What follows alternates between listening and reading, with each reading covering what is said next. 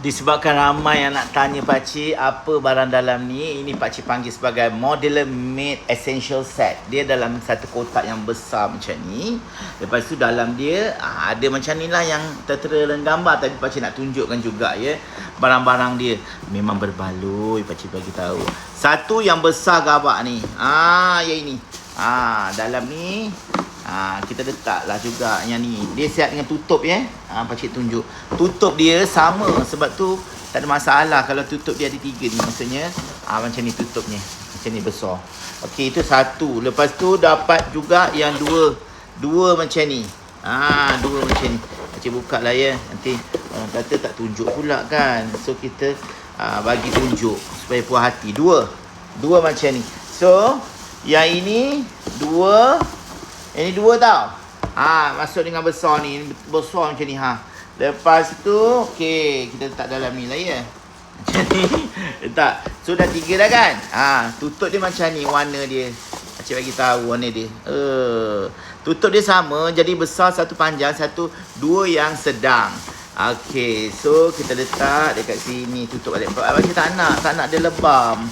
Kalau dia buang dari plastik ni, keluar dari plastik, risau dia lama-lama dia jadi lebam.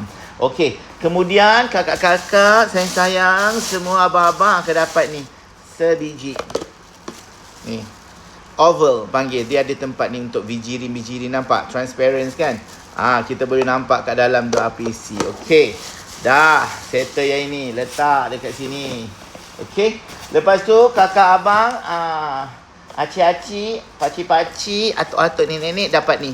Yang ini kita boleh letak macam-macam rempah-rempah ke, bijan ke, bijirin ke, garam ke pun ada juga. Dia punya window macam ni, boleh tengok kat sini. So tutup dia pun senang je macam ni. So ini dapat 2.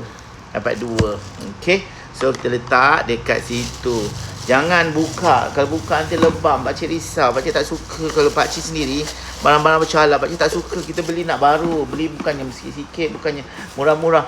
Okey, dah dapat semua ni. Dan kalau dapat macam tadi pakcik tunjuk ni, sebab dia ada satu je, tak berbaloi saya nak buat video. Dapat satu set ini. Satu set ni ada 2 pieces. Ini yang hadiah dia. Okey, ni adalah freezer made. Jadi boleh letak isi daging ke, ayam ke, sotong ke, udang ke. Tak adalah banyak sangat elok.